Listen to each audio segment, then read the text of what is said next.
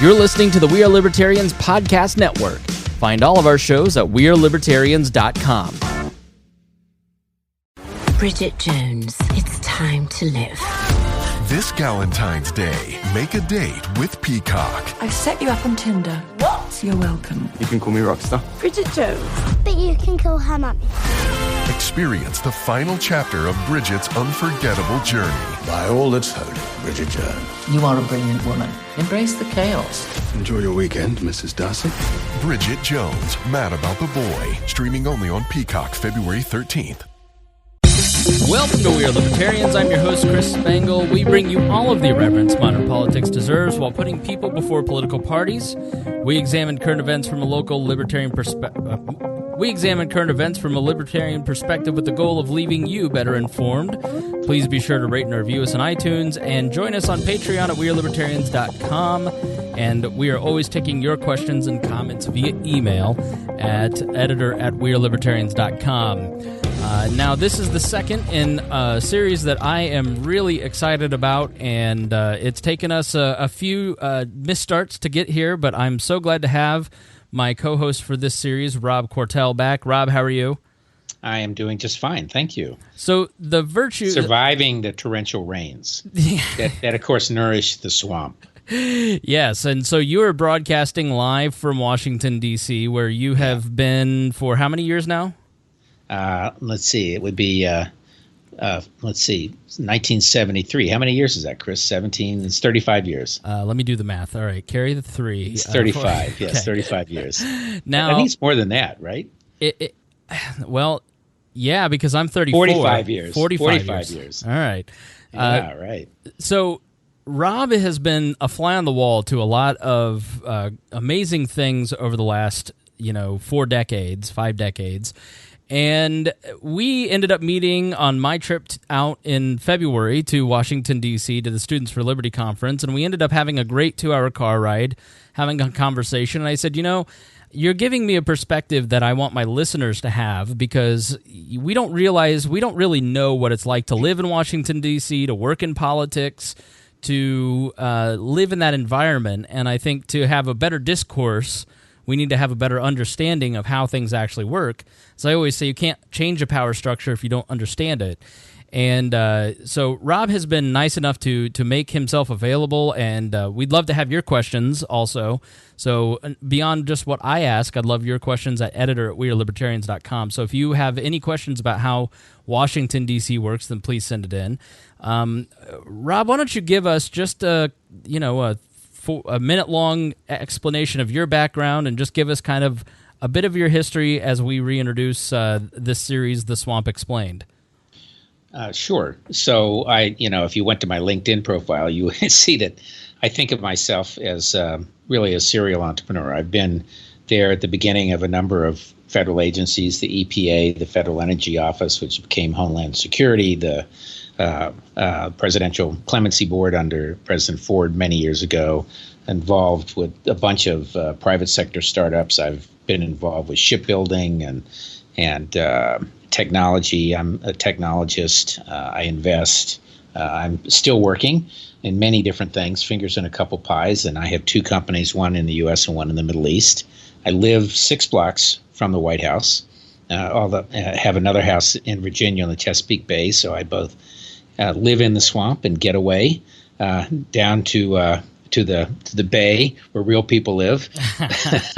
and I have a brother in Florida who constantly reminds me that I'm an elitist.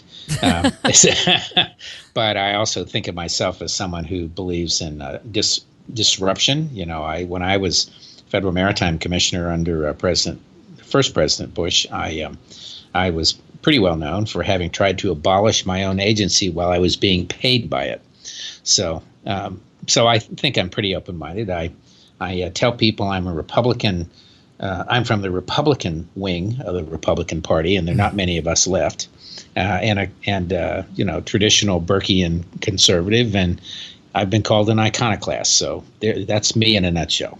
I like that you're an independent thinker, and it shows that you're willing to come on a libertarian podcast and have these conversations, and I appreciate the time. Well, Chris, among Republicans, being called a libertarian is intended as a soft pejorative. Is it? But I'm happy to be called that periodically. See, here in Indiana, it is. If you're in the Republican Party and somebody calls you a Republican, someone calls you a libertarian, that's a great honor. That means you're a true Republican. If you're a libertarian here, it's maybe the further west you go, the less pejorative it becomes.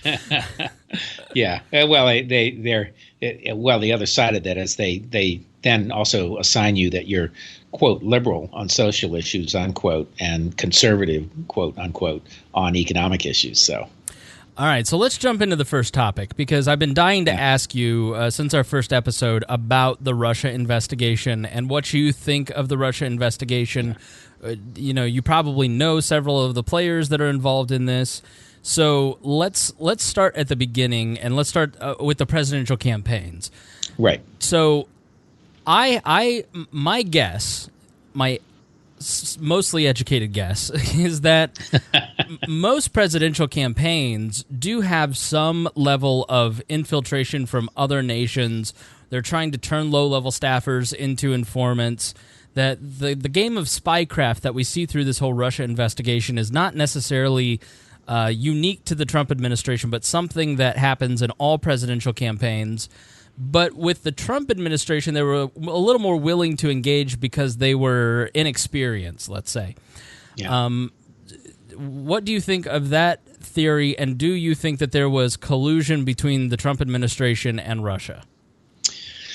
Well, I'm not a lawyer. B, I'm an observer. So first of all, I think my personal opinion is I do know some of the people. I mean, I've known.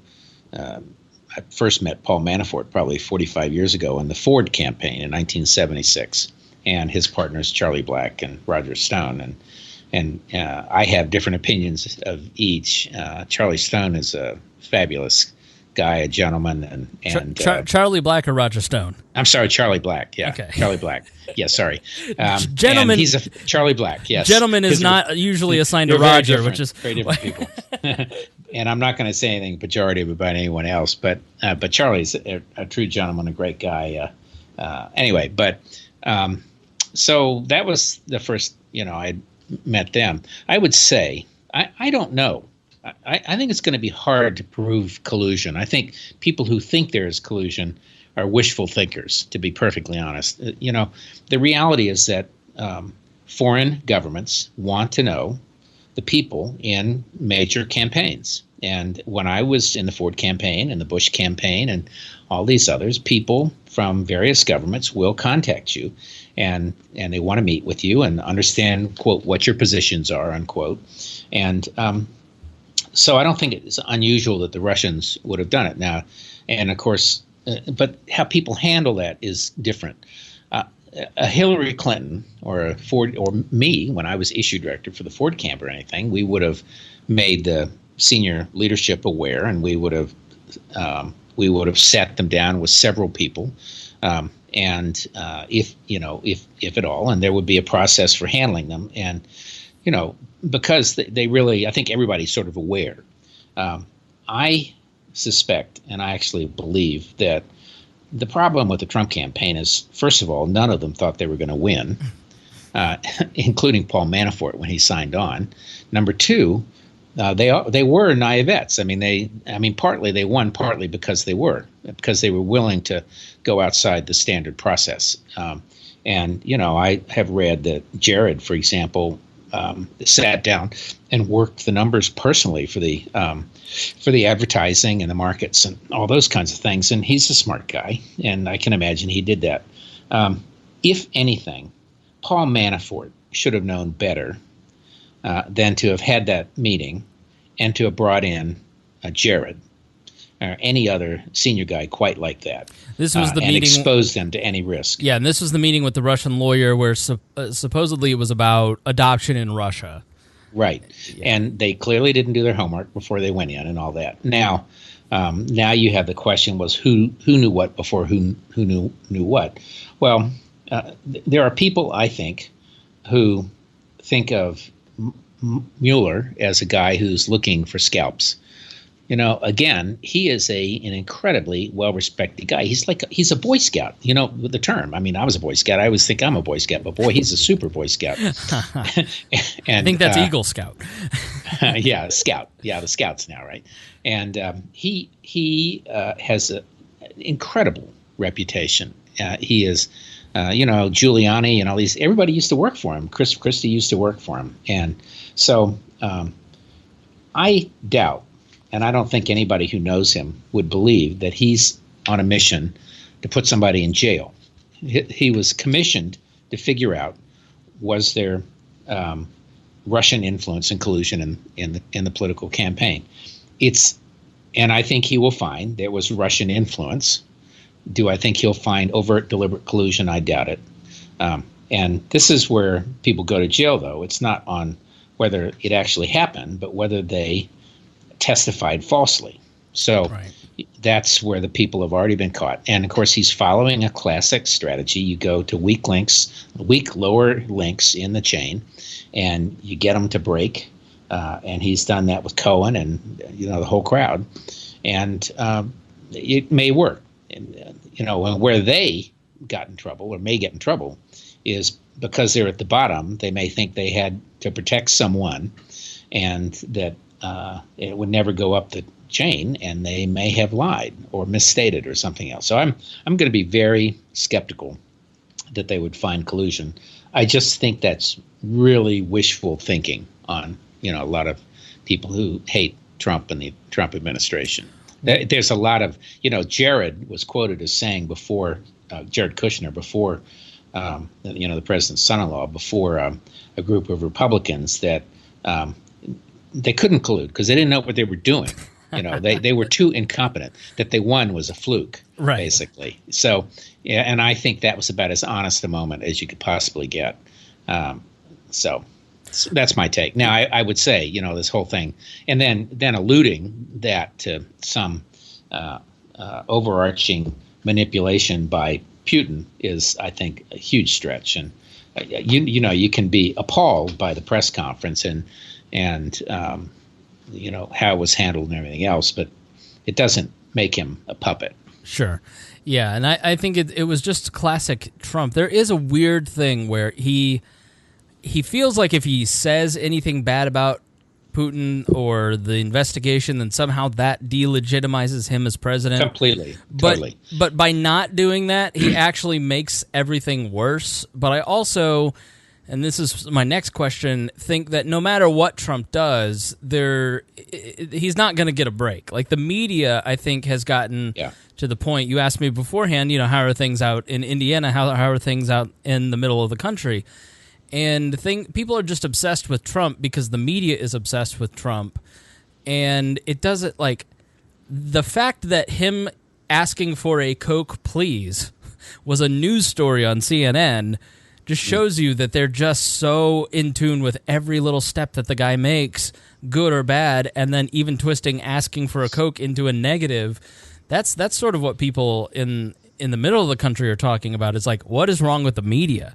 And I think, and he's managed to troll the media to build a new media over top of the existing one. So, I would suggest that 98% of the people who voted for him in the end, and the true believers, had never heard of Twitter, right? Until MSN or CNN or MSNBC or ABC or somebody else said, "Did you see what Trump tweeted today?" And everybody's running around and saying, "What the hell is Twitter? What is a tweet?"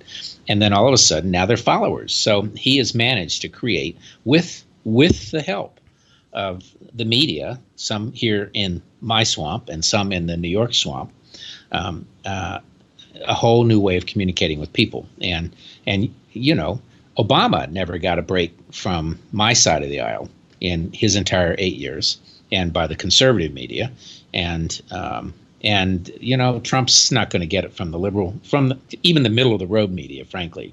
And that makes it hard to be detached and a little dispassionate about some of this stuff. I don't know that it's a conscious choice, but I was thinking about, someone made the comment to me the other day. Could you imagine the era of Bush with Twitter and social media and memes and GIFs because Bush made so many more gaffes in terms of language than Trump ever did, and Bush never got a break either. And so I wonder if there was some sort of conscious or unconscious choice with any future Republican president that don't let up ever. Don't give in, because if you just keep the pressure on, you can drive down their likability numbers. And the problem is then Republicans just start running on the fake news media, and that's really a big part of why Trump got elected. But it is dangerous because people just get disconnected from what actually is the truth, and now there's two versions of the truth. Yeah. Well, and of course that raises this whole issue of who should be the arbiter of what's true. Do you want Facebook deciding that this is true or false, or we don't like or do like, or we don't like Nazis, or they can't say that what they want. Do you want Facebook to be the guys doing that? Personally, I don't. You're a libertarian. I doubt you do either. Mm-hmm. And you have to believe in a free press, and you don't like everything you read, true or false. But this issue of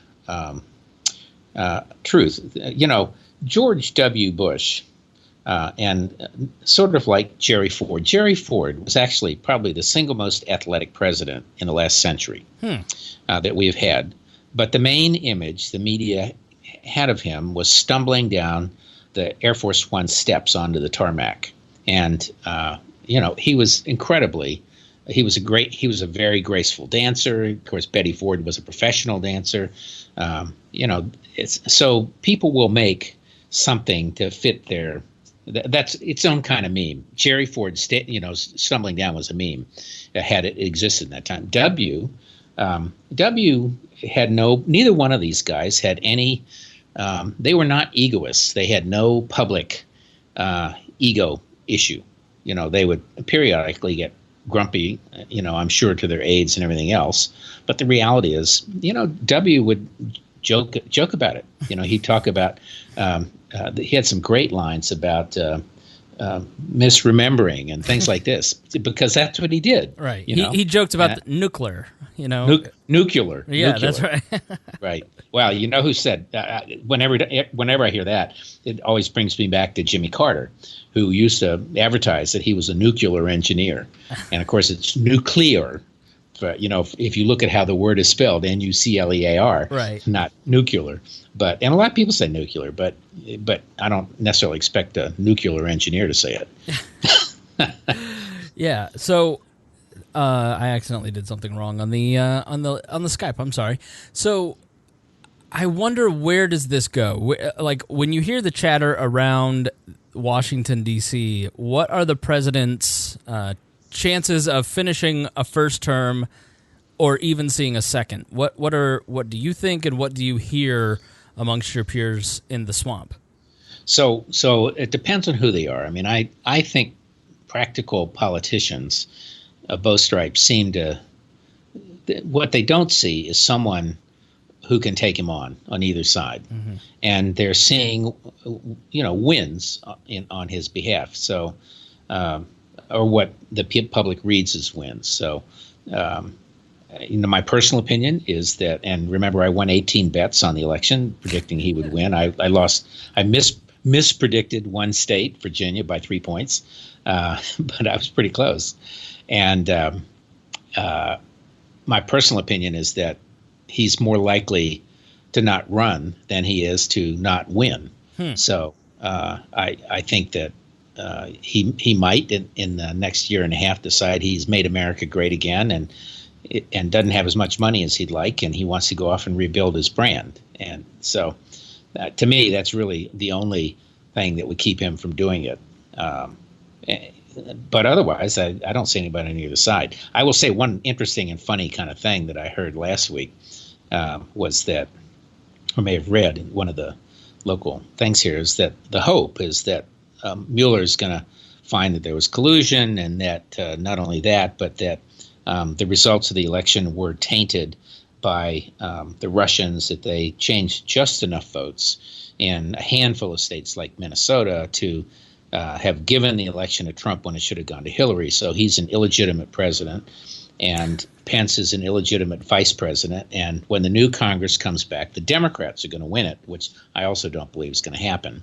And they will elect Hillary Clinton to be Speaker of the House. And most people don't realize you don't have to be a congressman to be elected Speaker. That can be the 436th member of the Congress, which actually I don't know why people don't do that periodically. But and then Trump and Pence will be bumped out because the election was illegitimate, and Hillary, third in line, will become president. So that's the kind of story we get here in the swamp. Wishful thinking in 10x. You see that in the left blogosphere too, and I'm seeing so many different strains of thinking and conspiratorial thinking in the left right now, and it reminds me so much of 2 years into Barack Obama's presidency and going to Tea Party meetings and talking to people on the right and the birther stuff, because people may not remember that like there were the seeds of the Tea Party in 2008 with his election and the Jeremiah Wright stuff, but the Tea Party didn't really kick off until about 2010, and the whole resistance movement, to me, right-wingers people on the right get so bent out of shape about the left right now and how they're acting, and it's like, guys, we were all kind of doing that back in 2010. Oh, there's no question. And I mean, this stuff's been going on in one form or another. It just gets worse periodically. Actually, speaking of the Tea Party, I'm one of these people who sort of hopes that Jim Jordan does get elected Speaker for the simple reason that he needs to see what it's like to try to lead. Yeah. And again, that kind of reminds me of the Carter administration, which was a bunch of people who had never been in government. And there was a whole left side of the aisle, Joan Claybrook and people like that, for example, on safety, who were viewed as radical in those days. And they went into the administration, into positions of power. And I think it was a huge eye opener. Nothing is as easy as we all like to think it is. And I think Trump has found that out, just like everyone else.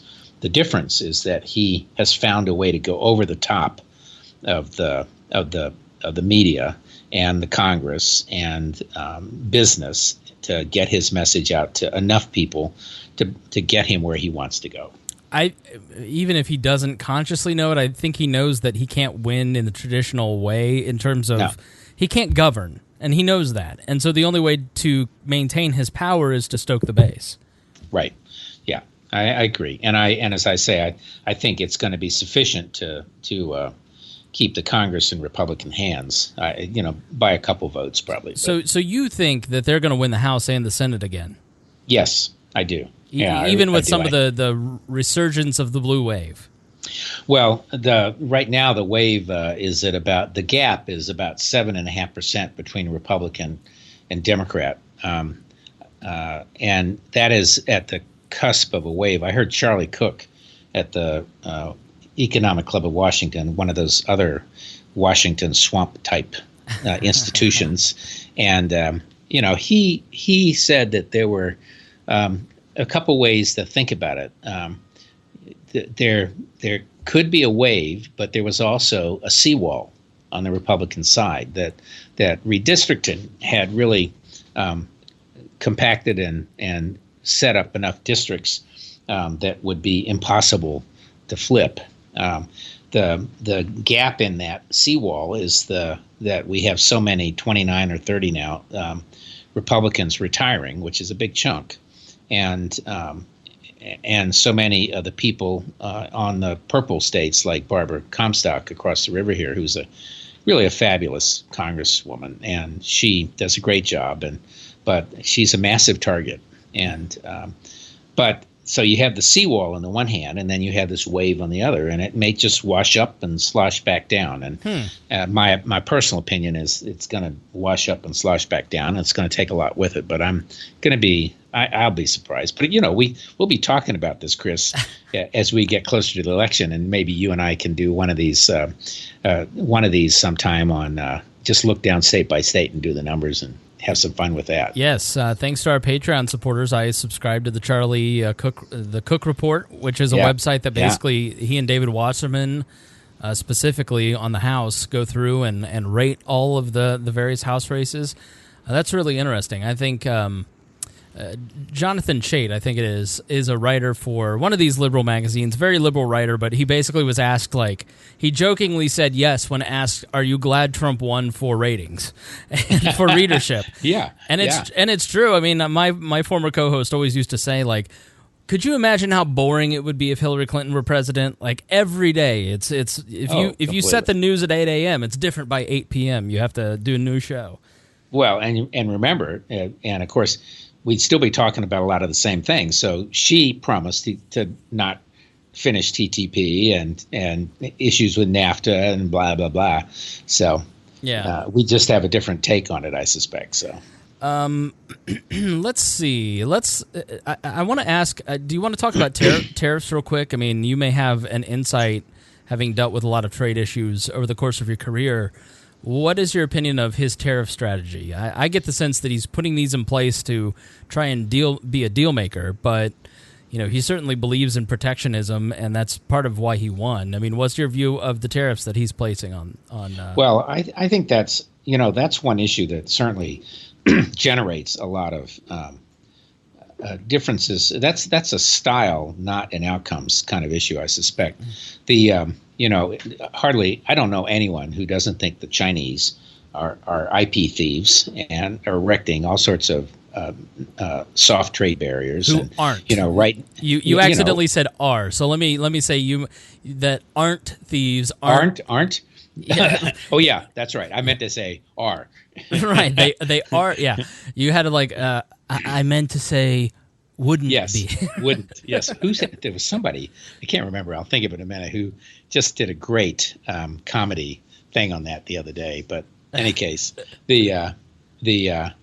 so they are. I have a tech company. I went to China 2 or 3 times to try to do a deal, and they basically, the 4th time I went, they had my technology. They'd stolen it, and so the concepts in any case, and so it's all about how you go about doing a deal, and he is totally one deal at a time. I mean, that's a real estate kind of deal. If you're doing real estate, you may have to bring in the permitting guys and this and that, but you really do one deal, and then you fill in the gaps, and that's what he's doing. I will say some of it's hypocritical though too.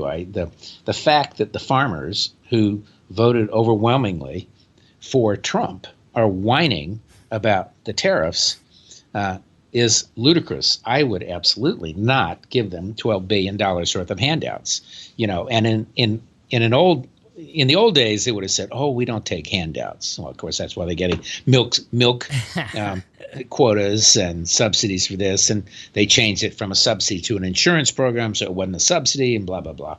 But the swamp, by the way, goes all the way out into the hinterland. So, oh yes. No, being from an agriculture state, trust me, we know. Yeah, there you go.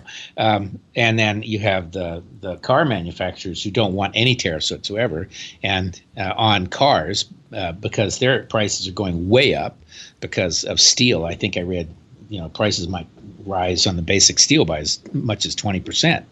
The U.S. market, of course, is taking advantage of the fact that we've got all these tariffs on everyone else.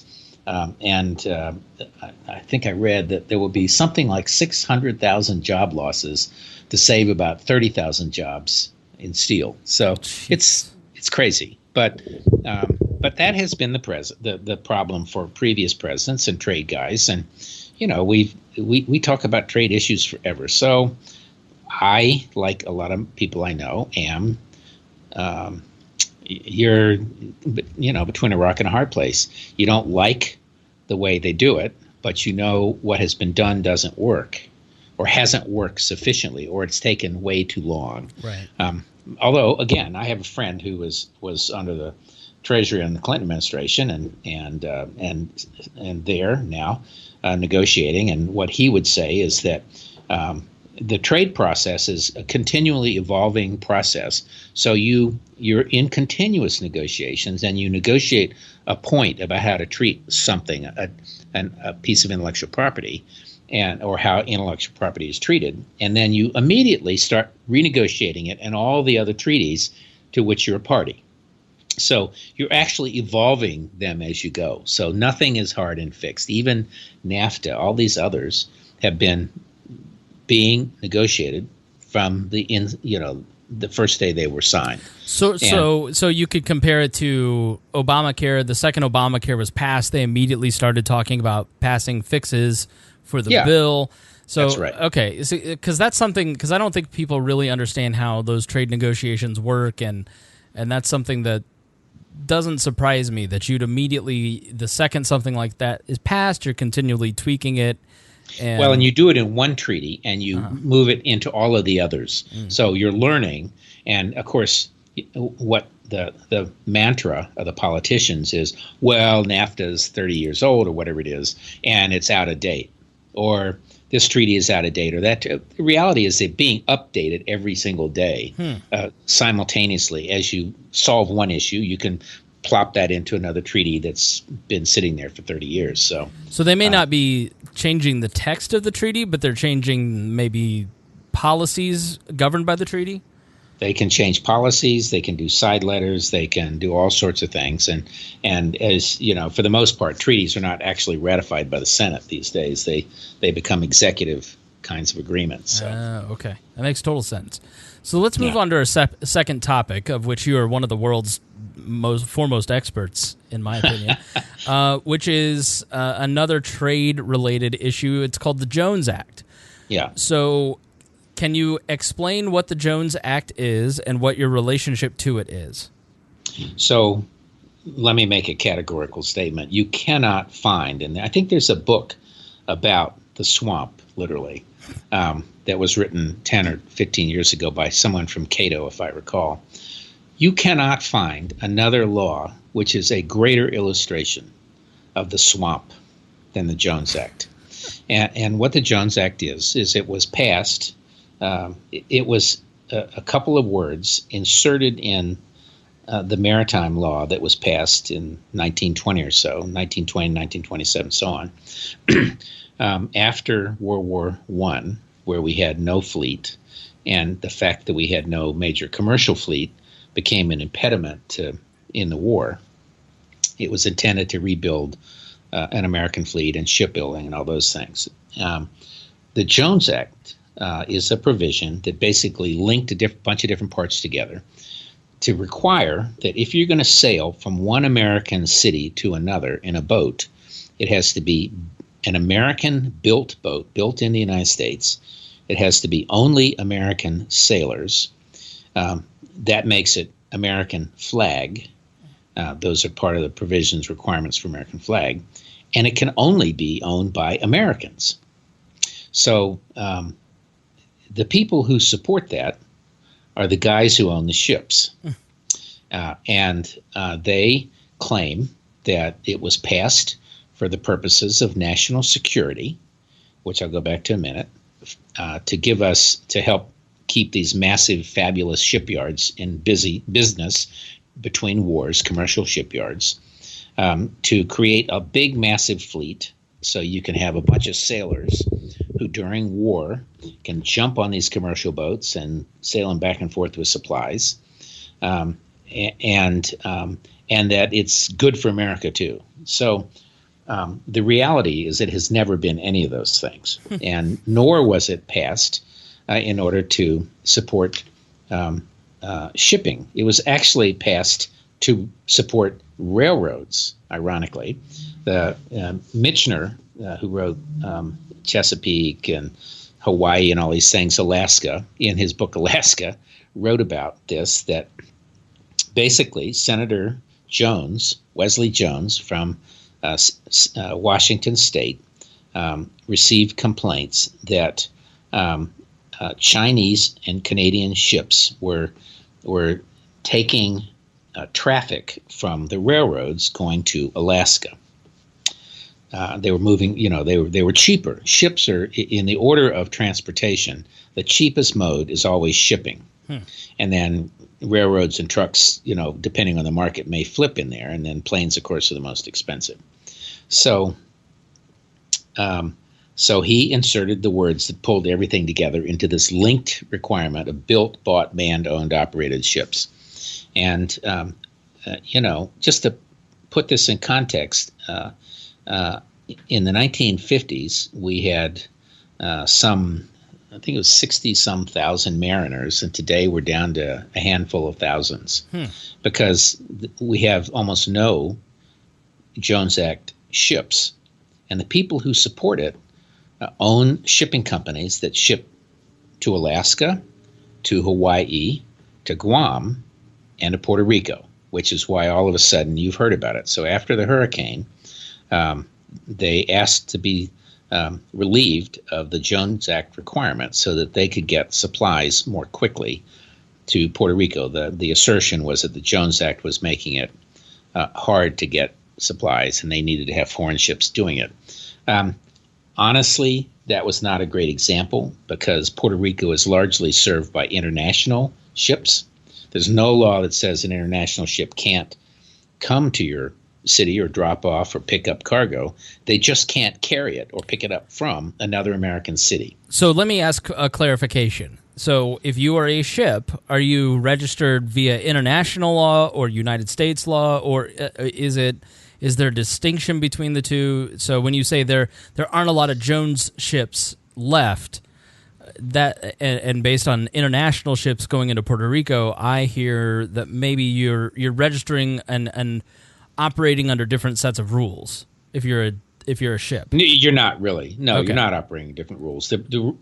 While the U.S. Coast Guard has its own set of rules, which the standards are slightly different. It might be like the fire hydrant on a ship is on the left side, not the right side. So maybe the way to put it is you're not an Indiana car or an Illinois car if you're driving in Florida. You're operating under Florida's laws if you're a car in that particular territory. You operate under the laws that you're in, although the flag under which you're registered, those standards are the ones that you have to abide by, certain manning standards and all the other things.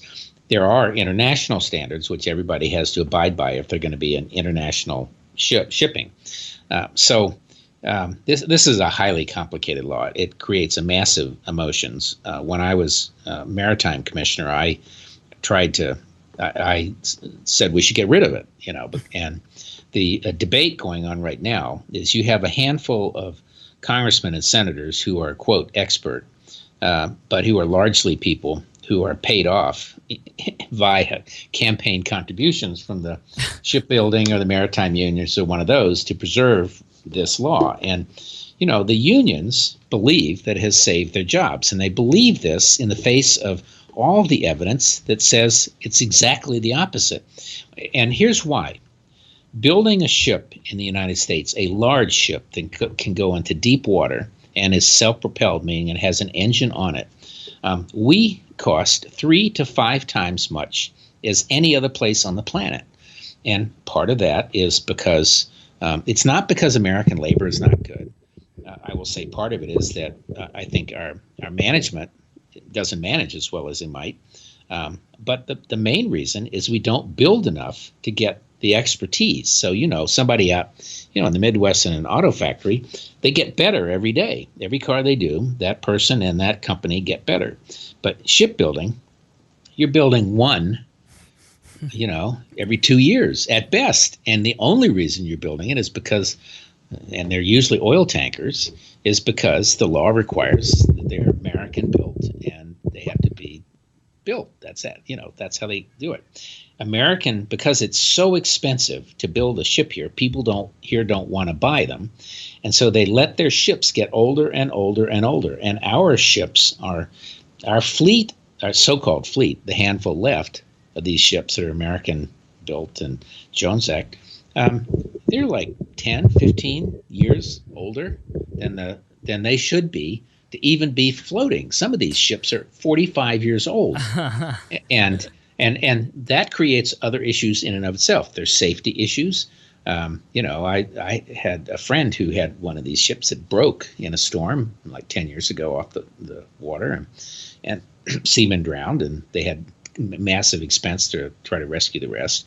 But the fact that the ships are so old means that they actually are less efficient. They burn more fuel, that costs them more. They require more people on board, that costs them more. By the way, American sailors cost, 2 or 3 times more than somebody else. They are not more skilled. They like to say that's because we're so much better and we don't want to be paid slave wages. But you realize a merchant mariner makes, on average, 4 to 5 times what the average American makes and gets 6 months off every year. And, oh, by the way, you're paying a subsidy for his salary. So the average taxpayer pays in his taxes a subsidy for a guy who works 6 months a year for a salary which is 3, 4, 5 times higher than his. So at some point we could play with the numbers and I'm happy we can put some of this online, Chris. We should do that. And I'm also happy to put on both sides online as well. But Cato Institute, which is libertarian, has done some terrific work. A guy named Colin Graybaugh, and he and others in Washington are really starting to take this on. Heritage has always been opposed to it. Senator McCain has been a major opponent. I headed a group years ago called the Jones Act Reform Coalition, and our position was that if you could eliminate the requirement that you build ships here, we'd start buying more ships, and they'd be newer ships, and they'd be safer, and then shipyards would start to learn from repairing these ships. But that was viewed as a threat. I'm trying to think of some idol, some god somewhere. The Jones Act is the holy of holiest of the maritime industry. And it's very anti-consumer. And the current debate, Duncan Hunter is one of the worst congressmen on this issue. His dad was too. They both, they come from a shipbuilding district, which ironically only builds oil tankers and not very many these days because they're so expensive. And just to give you a figure, so, a big tanker may cost $35 million these days. In the U.S., it costs 110. Wow. And think about this, if you do any finance, because it costs so much, they can never sell it on the world market. They can only sell it to another Jones Act company, which means they can't get financing. They have to get financing that's specialized that allows them to hang onto an asset that, depreciates over the same period as an international one and costs them too much to finance. So it's a terrible mess. And the net effect is exactly what the law was designed to do. It basically makes domestic shipping, so much more expensive than it should be that railroads and trucks can steal the cargo and put them on the road and on land more cheaply. And years ago, in the late 90s, I headed a group that came to me. They came to me to recruit me to do this, of farmers from North Carolina, hog farmers, and grain producers in the Midwest, and salt producers in the Great Lakes, and mining and timber from the Pacific Northwest, because they could no longer ship. The hog farmers couldn't get grain on ships from the central part of the country through the lakes or anything like that in sufficient supply. They couldn't sell their soybeans to other parts of the country because they didn't have the ships to put them in. So they were buying. So we're losing soybean markets to the Brazilians and grain to Latin America and South America, and we've lost our timber market. There are certainly tariff issues in timber, but the real reason we've lost it is because it's cheaper for the Canadians to ship it to us than for us to ship it to ourselves.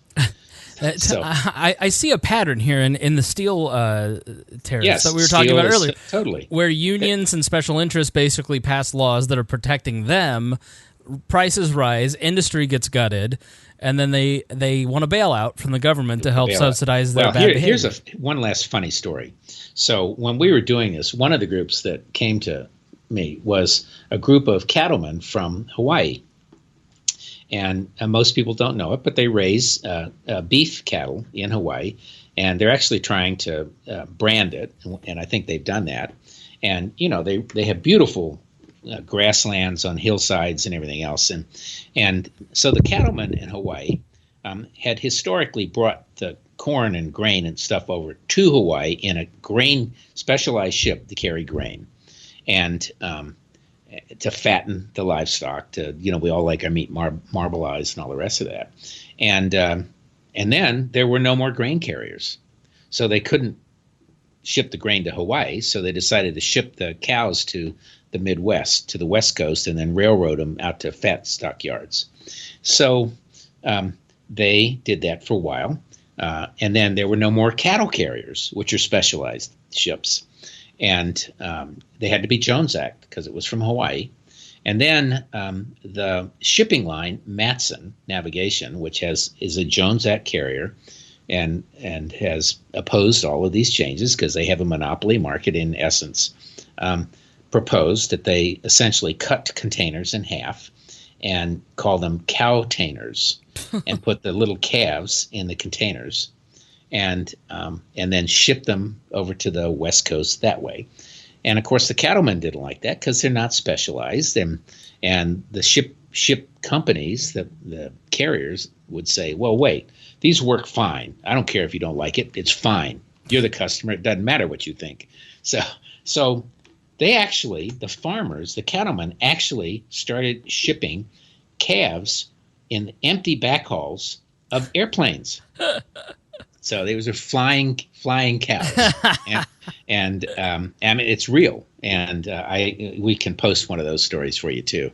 Yeah, that is spectacular. I had no idea. You've mentioned, hey, let's talk about the Jones Act a couple times, and now I'm like, man, I'm glad we did, because this is just like a classic story of nearly 100 years of just nonsense from the government. I mean, well, we had this interesting thing this week. Duncan Hunter conspired with some of the Jones Act carriers to produce a fictitious report that said, and what the Jones Act does, it makes shipping more expensive. So it's like Hawaii has massively higher prices on so many things, and Puerto Rico does, and Guam and Alaska, and they could actually have regular prices if everybody could serve them, but only certain people can serve them. But in any case, so contrary to what people in Puerto Rico know, they produced a report that was no doubt funded by the maritime unions, indirectly or directly, that said there was no difference in the prices at a Walmart in the selected products that they had picked, and they picked a handful of things randomly, despite the fact that the index actually shows that Puerto Rico pricing is about 18% above the mainland. And that can all be traced to the Jones Act. So if you take a market basket, it's going to be 18% higher. So they made this fake report, and then Hunter's office released or alluded to the report a day or two before it was even released. So they knew the results of this fake report before it was released. And then yesterday, or Wednesday, I guess, they held a hearing, quote, hearing, to hear the results. And of course, no opponents were allowed, and probably no media that didn't approve of it. And, we may want to put that online too. So lots of things. Why don't representatives from Hawaii, and I mean, obviously we know why representatives from Puerto Rico and Guam don't get a say, but like Hawaii specifically does have representation. Why don't they just scream and kick until this thing gets repealed? Well, Dan Inouye was the senator from Hawaii for many years, and he, it's funny. So when I was really active in this stuff years ago, and I'm sort of being drawn into it now, I had this conversation with Trent Lott, who had retired or was retiring as majority leader, and he laughingly said to me, "Well, Rob, the Jones Act's not going." First of all, he said, "You've made more money for more lawyers in this town than anybody I know talking about this issue," because, of course, they spent a lot of money on lawyers to fight it and combat it. They kind of outspent our group 10-1 or more. And then and he said, "The Jones Act's not going away till I'm gone." And who was the Democratic senator? The other one, I can see his face. But anyway, the Democratic senator's gone, and Dan Inouye is gone. And the senator from Alaska then, who died in an airplane crash later. Ted Stevens? Yeah, Stevens. And he said, until the four of us are gone, it's not going to go away. Well, they're all gone. And John Breaux. So Breaux and Trent Lott are the only two left. And they're not in the Congress or the Senate anymore. So who knows? And there are a lot of people who are taking a second look at this. My prediction is that Trump will look at this and his supporters, and they'll say, what's wrong with requiring American ships and American steel? Yeah, absolutely. Make America great again and rebuild shipbuilding with one ship a year. That ain't going to happen. All right, so let's move on. We're chunking this into segments. Instead of kind of going through, in the first episode, we were going through Rob's history. I want to segment it out a little bit so we can cover some current stuff, but also, still kind of pick his brain from the 40, 45 years, 35, we'll do the math later, that he's been in Washington, D.C.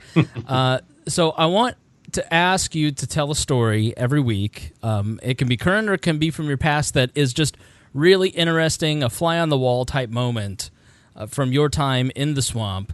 So what do you have this week? Well, I actually haven't thought too far ahead on this, but, I think that one of the things that, Washington, D.C. is the number one destination for millennials now.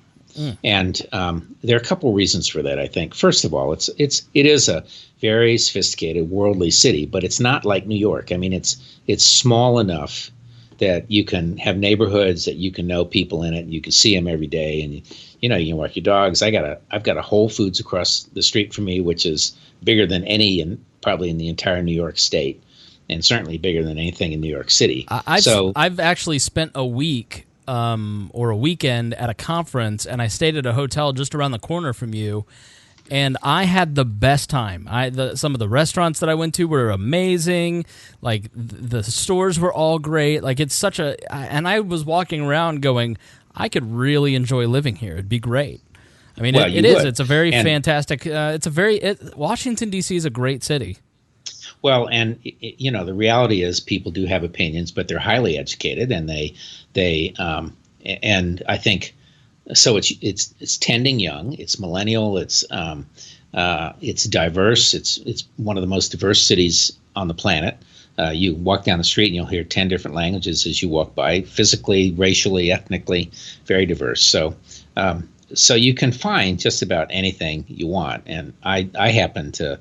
My wife and I downsized about 5 years ago from a very, very large house to a condo that's maybe 2,800 square feet, which is still big by most standards. I think it's probably bigger than an average house, but it felt a lot smaller when we moved in. And we're smack in the middle of Logan Circle, which is 6 blocks from the White House. And, we have probably 100 and said to have 160 plus restaurants and bars within 5 or 6 walking blocks of where we live. So it's young. I am 68, but I feel like I'm much younger because everybody I associate with is under 30. But anyway, so as a city, it's a great place to live. For young people, it's also a really good place to get a job. You can get so much you can be given so much more authority, and or maybe not authority so much, but you can get a lot of responsibility at a very young age. I mean, when I was, we talked about the EPA, Environmental Protection Agency, last time. When I was there, I was 23, right out of college. I had a great education, and I was given a huge responsibility to write regulations governing the timber industry. And I hardly knew anything about the timber industry. And I had consultants and all that. And but it's good for young people, and it's good for people who just want to live. I mean, a lot of people from the surrounding suburbs are selling the houses my age and moving into the city because you can walk everywhere and do all these kinds of fun things. The Chesapeake Bay and beaches are 2 hours away, and the mountains are 2 hours in the other direction, and they're vineyards. And so it's fun. They're farms. People have farms here. But it's like when I go to New Jersey, I never thought of the fact that New Jersey may be one of the most farming intensive states in the country, but I don't think of it that way until you actually see it. I was in Philly this past week, and I was in the market. I know you were. I was there for lunch. Yeah, I know. We crossed each other. We crossed. And I was eating at DeNick's in the market, and I look over at this fruit stand, and they've got New Jersey tomatoes on sale, and I'm like, gross. But then I thought about it. I was like, actually, they're really good. Yeah, it's a very pastoral state, except for the north. Just you hope that sludge doesn't come down the river. And they have Princeton. Yeah, the sludge. Well, you mean political sludge or what? All of it. But anyway, so in terms of events, so I just there are a lot of different things. I mean, I was here. Careful with the mic wrestling there. Yeah, sorry about that. I was across. I remember standing across from the White House the day Nixon resigned. I was in Lafayette Park, and he went to the executive office building and across from the White House, and people. One of the indelible images is of people hanging on the White House gates like vultures. It really was like vultures, and he walked across, and you could see him, and so things like that happen here all the time. And we, from my condo window, I'm on the 7th floor, I see the big White House helicopters fly by and things like that. But one of the most fun things that I remember from my early years here was I was here during the bicentennial in 1976, and I was working for the Ford campaign, and we all received invitations to be on the lawn of the White House during that celebration and the fireworks. And it was probably one of the most spectacular firework displays ever. They, of course, went all out, and they put fireworks on these huge barges on the Potomac.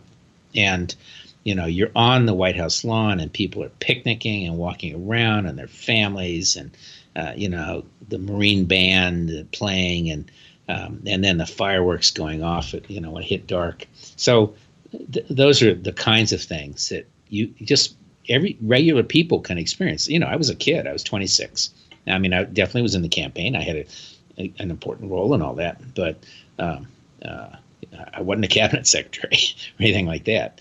And I certainly wasn't rich, So, ordinary people can experience some really extraordinary things here. And history is happening here all the time.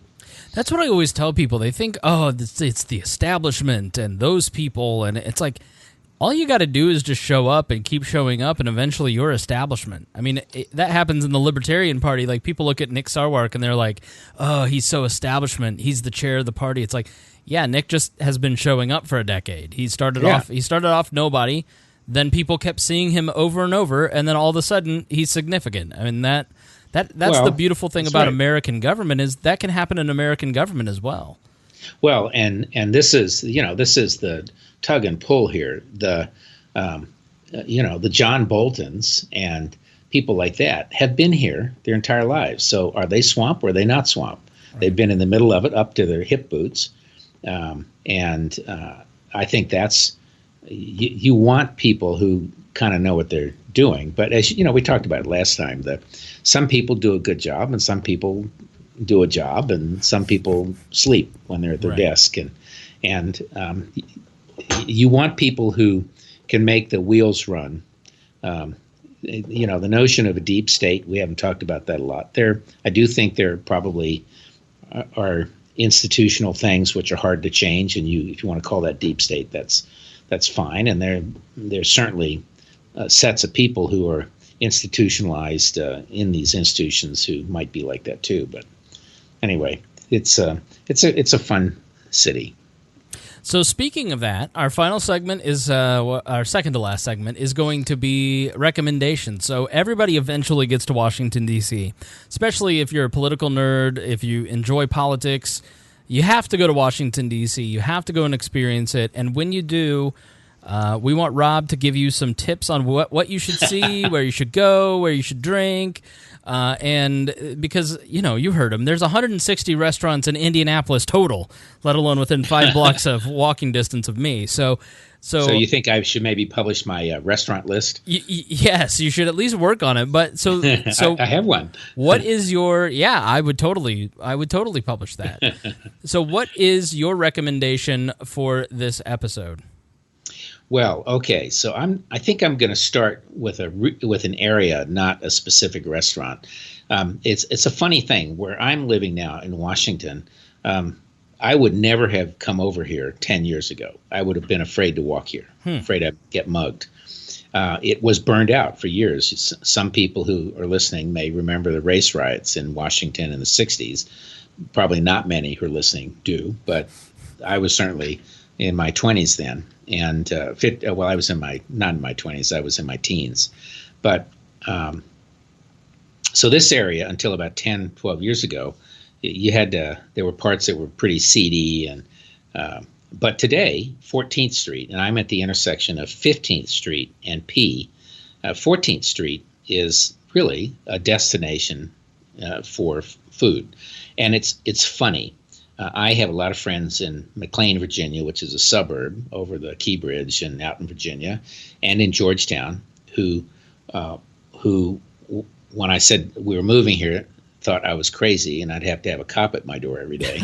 And when they come into town, often they'll go to certain restaurants that they read about and think that they're so cool. And I will say this is probably the most hip neighborhood in town. It is, but it's as safe as you could be around here.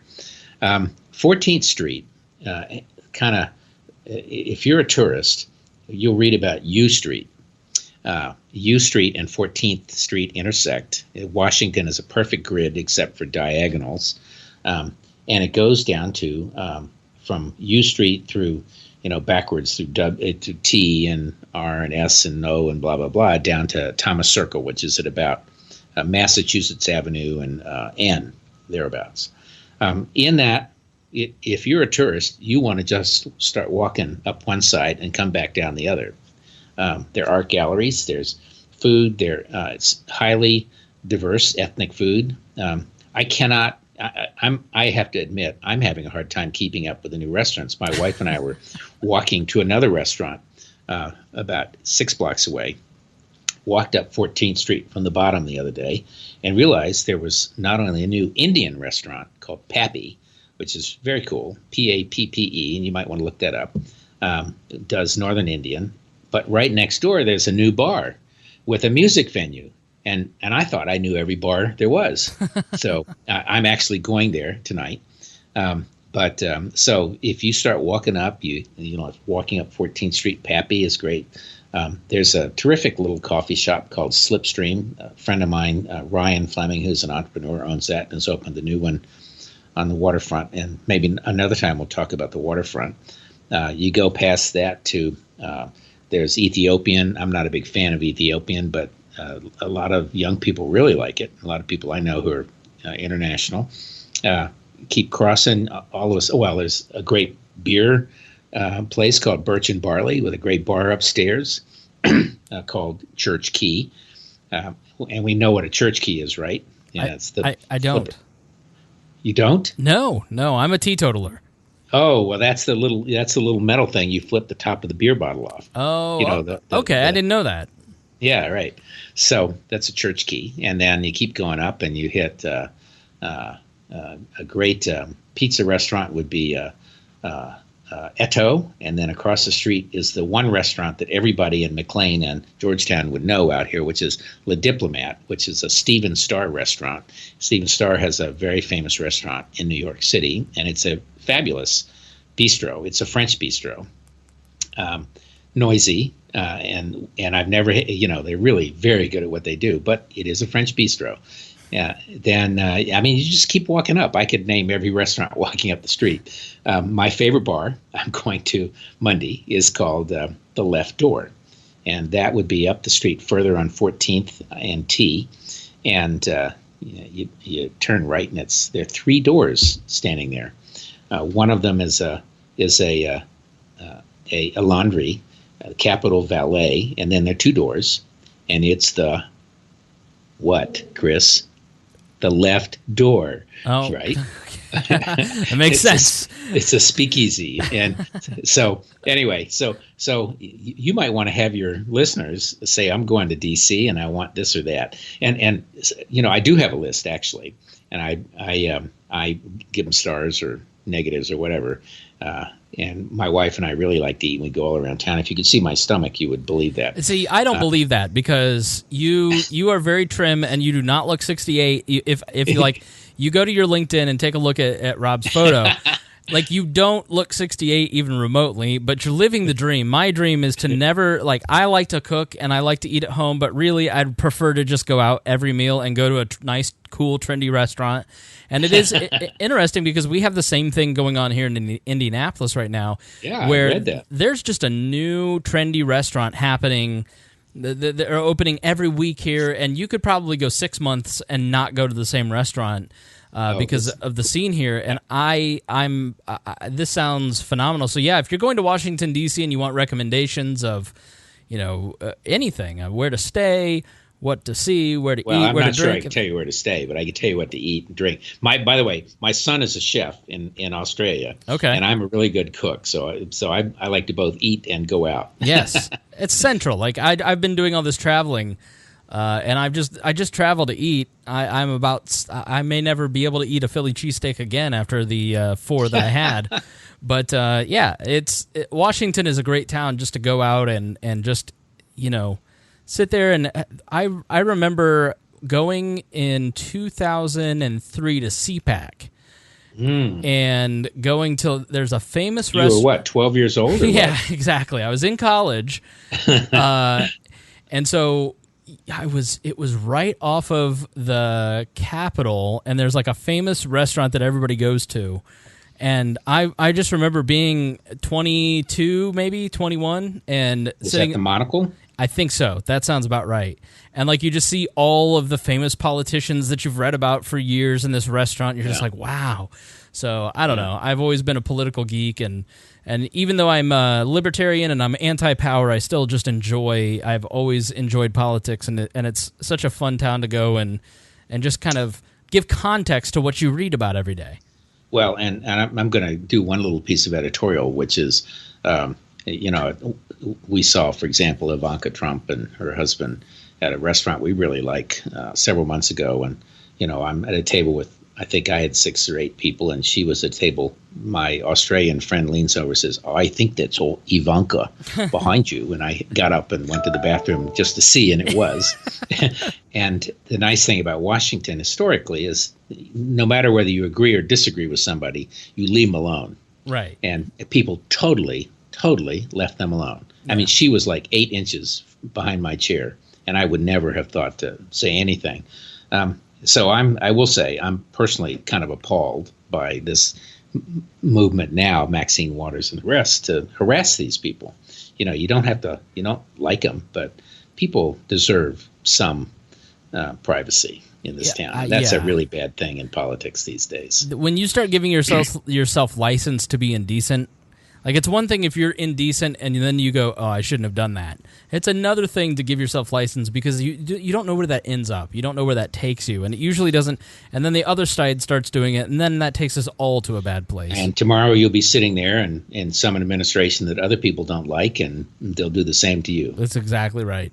All right. Well, let's end it with any corrections or letters that we might have received. We have not received any letters, but we did have a correction from the first episode of The Swamp. There are a couple things that you'd like to correct that we want to make sure that we get this stuff accurate.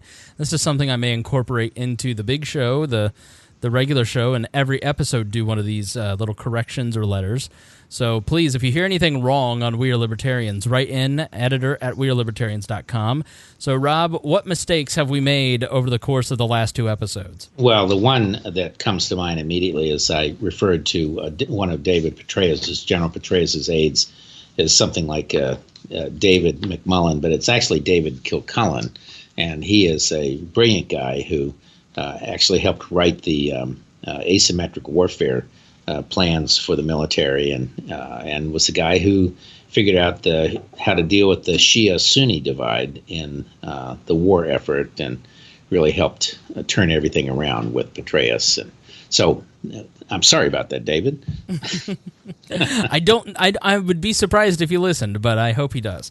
You never know. You never know.